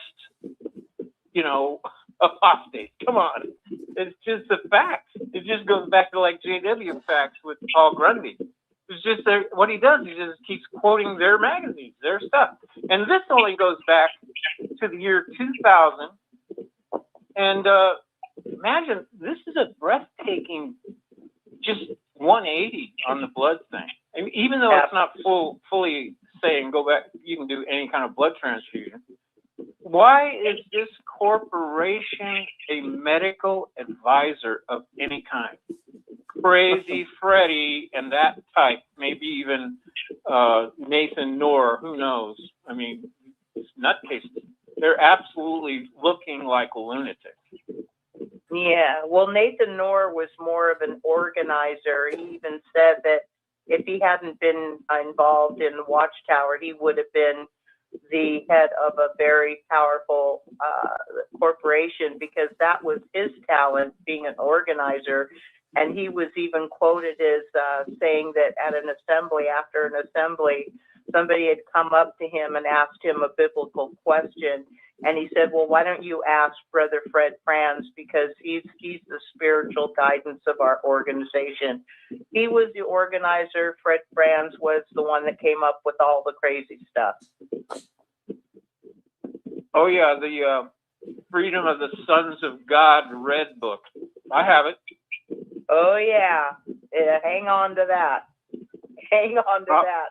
I wish witnesses of today would read that book, because they presented it in 1966 at the district convention, God Sons of Liberty, and the brother that announced the 1975 Armageddon prophecy held up the book and he said, and in this book, brothers, you will find a full 5-page Bible chronological chart proving that this time we got it right. In the first chapter is where that chronological chart was. And I will never forget, at the end of that talk, all of the brothers and sisters were rushing to the kiosk to get their copy and look up that chronological chart. And there at the very bottom, the autumn of 1975, the end of 6,000 years of mankind's existence, which is when Armageddon was supposed to come. And it was pounded into our heads every opportunity, from the podium, in every magazine, in every book, and at every meeting. Don't forget, brothers. Yep. Don't you forget. I was in a car group, and my wife and I both remember vividly a circuit overseer saying, and this was early in 76, he goes, some of you brothers are thinking we have gone too far talking about the end of this system of things.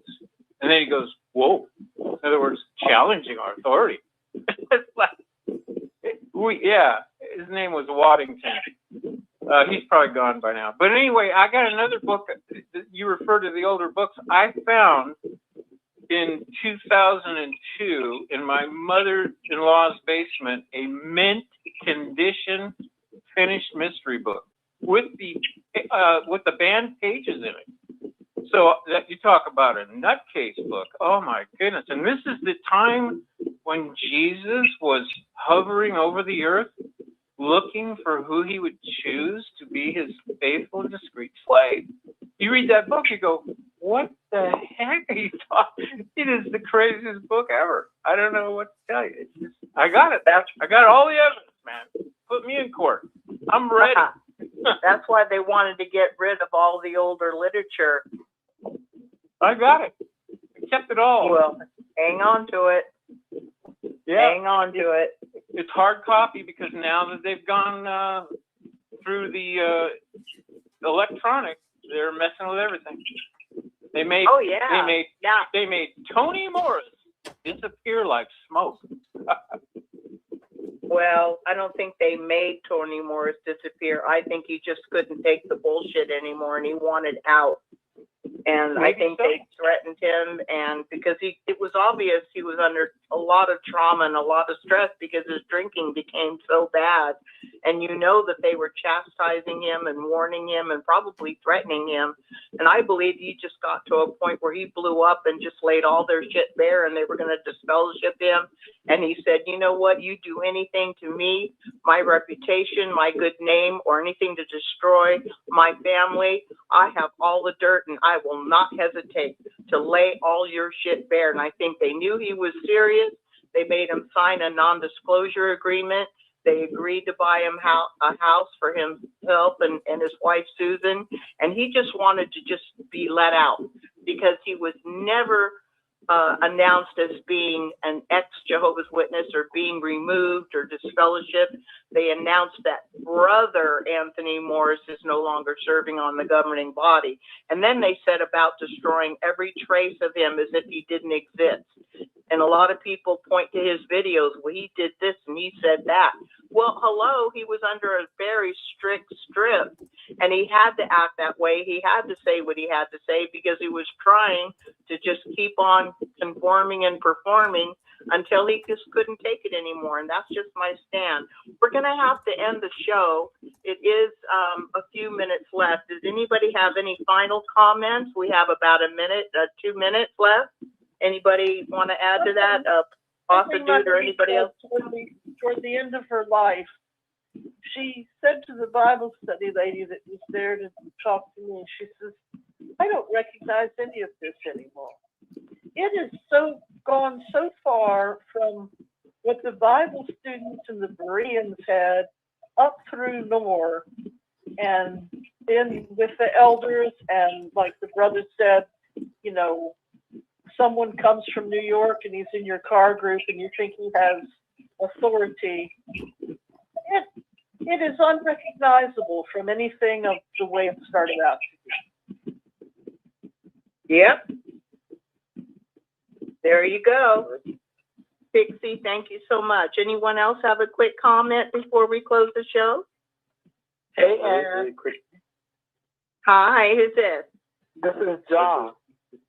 John, I thought that was you. Miss you. How are you, my brother? Okay, I was talking to an elder the day before the update came out, and he said, well, you know, apostates are going to somehow lie and twist and turn and make some kind of, because he said they got to put all kind of rumors out. And then after the update, I talked to him, he said, well, we always have said that, you know. Oh my God. Store your own blood.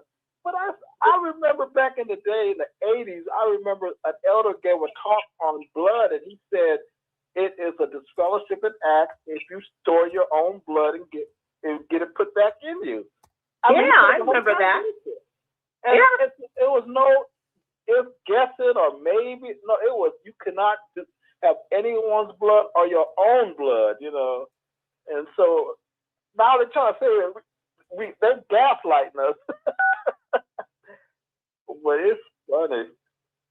It's sad to see somebody so crazy and so brainwashed, and they actually don't see how crazy and brainwashed they are. It's a sad thing. It's laughable, but it's heartbreaking. Yeah, because so many people. I know a sister that died in my congregation because she had leukemia, and they was like, no, you cannot have a blood transfusion. You cannot have your own blood. And she was a young sister. She was like in her 20s, and she died, you know. Oh, that is so, so sad. Well, John, we really need to close the show. I thank you so much for calling in. I want to thank all the callers. I want to thank Junction Guy. I want to thank our dear sister, Susan. I want to thank the sister who went by the name Nice and Dandy. I want to, her husband needed and received 5 units of blood when he was not a JW and saved his life. She says that Jehovah's Witnesses treat her like she's a criminal. That's a shame. I want to thank Grace from Sweden. I want to thank David and Dick and Stephen and Pixie and Mark and Craig from Florida. He brought out that we should all read the new book, Burning Down the House. And Alex from LA, who called in. I want to thank Nicole and Ken from Michigan. We want to thank our sister Constance, who recommended the YouTube video by XJW Analyzer. The name of the video is Who is Running Watchtower? And that's by John Ledger. Want to thank Kurt for calling in. Want to thank Aposta Dude. And he brought out that we should see the YouTube video Exiles and Pilgrims. And finally, we want to thank our dear brother John. And I almost forgot to mention Hidley, our dear sister from New York. Miss her so much.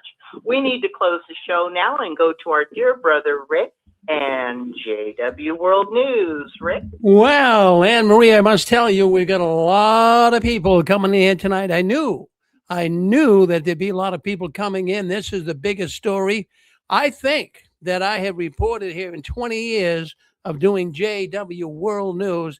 Lots of buzz, lots of people sending me articles, lots of people calling me, writing me emails, texting me. I've never seen it like this. So something's going on behind the curtains of the Watchtower. It is big, and we're going to continue our discussion on blood and the changes coming up next on JW World News. Of course, that's the news the Watchtower doesn't want us talking about. But thank you, Anne Marie, and thank you all the callers that called into the program tonight. We got full lines here. We got computer screens here. The 6 screens lighting up like crazy. People calling in from all over the world. So by all means, stay with us. Thank you, Anne Marie. Stay on this channel. We got a great program coming up next. We have a man coming in from England, from the United Kingdom. His name is John Vinney. John Vinney is a former Jehovah's Witness elder. He was involved with the hospital liaison committee in the United Kingdom in serving a big role, and he's going to talk about the changes tonight. We want to hear what John Vinney has to say about the new changes on blood in the Watchtower. Thank you very much for listening in. Stay on this channel, whether it be Facebook, whether it be YouTube, or whether it be on our telephone radio network. Thank you very much.